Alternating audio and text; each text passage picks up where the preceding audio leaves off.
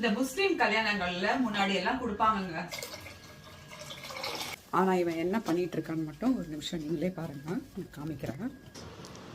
எனக்கு ரொம்ப பிடிச்சிருக்கு. ஏமா காலையிலே இருந்து என்னமா பண்ணிட்டு இருக்கீங்க? மோயி எனக்கு ரொம்ப ரொம்ப ரொம்ப பிடிச்ச ரவா ஃபிர்னி பண்ணிட்டு இருக்கேன். மோயி ஃபிர்னியா அப்படின்னா? ஃபிர்னினா இந்த முஸ்லிம் கல்யாணங்கள்ல முன்னாடி எல்லாம் கொடுப்பாங்க. செம்ம சூப்பரா இருக்கும் ரவா ஸ்வீட்டு. அதுக்கப்புறம் வந்து அந்த சேமியால கூட ஒரு ஸ்வீட் பண்ணுவாங்கல்ல, அதுவும் கொடுப்பாங்க. என் ஃப்ரெண்டு வந்து இந்த ரவா ஃபிர்னியா அடிக்கடி செஞ்சு கொடுப்பா எனக்கு. பட் அதுக்கப்புறம் இப்ப யாருமே கொடுக்கறது இல்ல. முக்கியமா இந்த முஸ்லிம் கல்யாணங்களுக்கு கூப்பிடுறதே இல்ல. பாத்துட்டு இருக்கிற யாராவது பாய் ஃப்ரெண்ட் இருந்தீங்கன்னா please kindly invite me in your family marriage. Okay, வாடா வாடா, ஆதங்கத்தை சொல்லியாச்சு.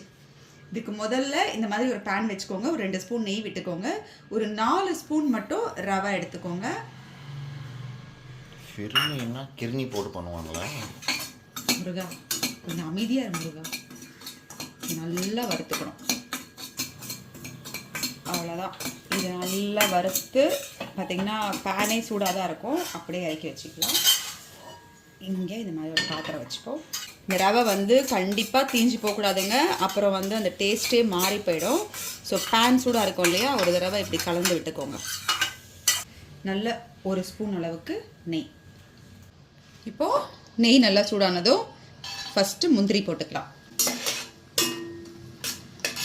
கூடவே சாரப்பருப்பு ஒரு கைப்பிடி அளவு போட்டுக்கோங்க. நல்லாயிருக்கும் இந்த சாரப்பருப்பு.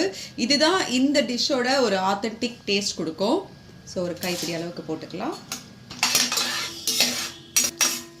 உங்களுக்கு பாதாம் தேவைன்னு நினச்சிங்கன்னா போட்டுக்கோங்க, இல்லைனா இதில் பாதாம் வந்து ஊற வச்சு அரைச்சி ஊற்றுவாங்க, நீங்கள் அப்படியே செஞ்சுக்கலாம். நான் இன்றைக்கி அப்படி செய்யலை. இது இந்த அளவுக்கு நல்ல பொன்னிறமாக ஆகட்டும். இப்போது 1/2 லிட்டர் பால் எடுக்கிறோம் அப்படின்னா கண்டிப்பாக 1/2 லிட்டர் தண்ணி எடுக்கணுங்க இதுக்கு, இல்லைன்னா நம்ம வந்து கேசரி மாதிரி ஆகிடும். அதுதான். ஸோ அதனால என்ன பண்ண போகிறேன், நான் இப்போ வந்து இதில் 1/2 லிட்டர் பாலில் பண்ணுறதுனால 1/2 லிட்டர் தண்ணி ஊற்றிக்கிறேன். நான் எதில் வந்து தண்ணி ஊற்றணும்னோ அதே அளவில் பால் ஊற்றிக்கிறேன். இப்போது பால் ஊற்றிக்கலாம். அதில் 1/2 லிட்டர் பாலும் ஊற்றியாச்சு. அதுதான், என் மேலேயும் ஊற்றுங்க அப்படியே. அம்மா வந்து கேட்க போகிறாங்க, பாலையே காணும், எங்கே பால்? பால் காலியாக வருமா? பால் இப்போ கொதிக்கட்டும். அதுக்கு முன்னாடி இதில் வந்து ஒரே ஒரு பிஞ்ச் குங்குமப்பூ போட்டுக்கலாம். நான் போடுறேன். ஸோ நிறைய போட்டுறாத. இன்னும் நிறைய. டேய் மோகன், எப்படி மாசா கடவுளே, அவ்வளோதாங்க. இப்போ இந்த பால் அப்படியே நல்லா கொதிக்கட்டும். கொதிக்கும் போது நம்ம அந்த ரவையை சேர்த்துக்கலாம்.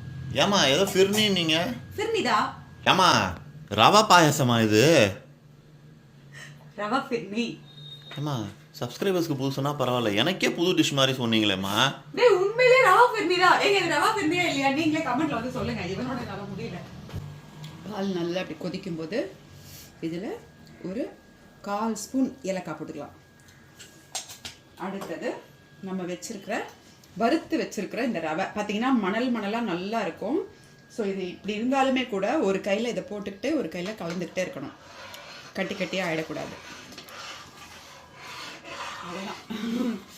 நம்ம 4 ஸ்பூன் தானே போட்டோம், அவ்வளோதாங்க. இப்போது நல்லா சிம்மில் வச்சு இந்த ரவை அப்படியே பஞ்சு மாதிரி நல்லா அதில் வெந்து வரும். அது வரைக்கும் இது அப்படியே சிம்மில் இருக்கட்டும். எங்கே சிம்மே காணோம்? சிம் வச்சு எரிஞ்சிடாது மோகி.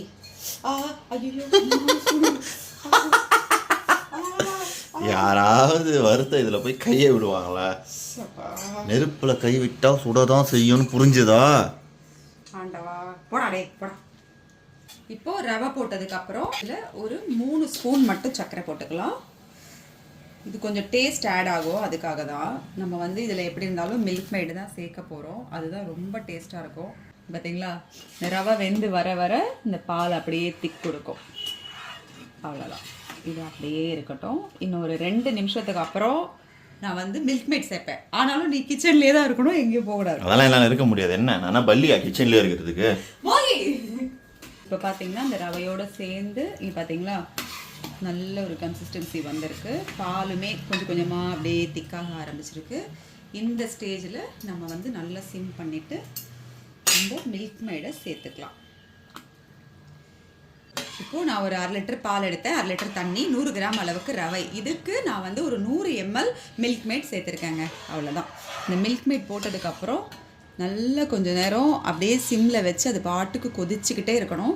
அப்போ தான் அது நல்லா திரண்டு வரும், சாப்பிட்றதுக்கும் டேஸ்ட்டாக இருக்கும். மூகி பண்ணி போகலாம். அவ்வளோதாங்க. எப்படி சூப்பராக நம்ம போட்ட அந்த 3 ஸ்பூன் ரவை பார்த்தீங்களா மேலாப்பில் வந்திருக்கு. அப்படியே ஆஃப் பண்ணிட வேண்டியதுதான். ஏமா ஓ இதா முடிஞ்சதா இல்லையா? முடிஞ்சது மோகி, அவ்வளோதான். இது பாருங்க, இது எப்படியே இறக்கி வச்சு ஒரு 5 நிமிஷம் அப்படியே ஆற வச்சோன்னா கொஞ்சமாக அப்படியே திக் ஆகும். அதுக்காக தான் பால் வந்து கண்டிப்பாக நீங்கள் 1/2 லிட்டர் பால் எடுத்தீங்கன்னா 1/2 லிட்டர் தண்ணி ஊற்றுங்க. அப்போ தான் அது கரெக்ட் கன்சிஸ்டன்சியில் வரும். ஸோ இப்போ வந்து சர்வ் பண்ணி சாப்பிடலாம். மம்மி தூக்கம் வருது மம்மி. வரும் பார்த்தீங்களா எப்படி சூப்பராக இருக்குல்ல பார்க்குறதுக்கு. எனக்கு ரொம்ப பிடிச்சிருக்கு.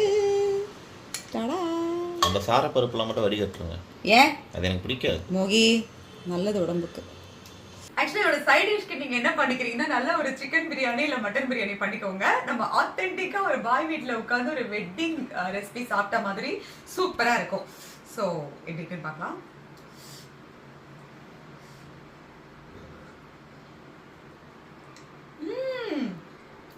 சூப்பரா இருக்குங்க. ஸோ கண்டிப்பா ட்ரை பண்ணி பாருங்க.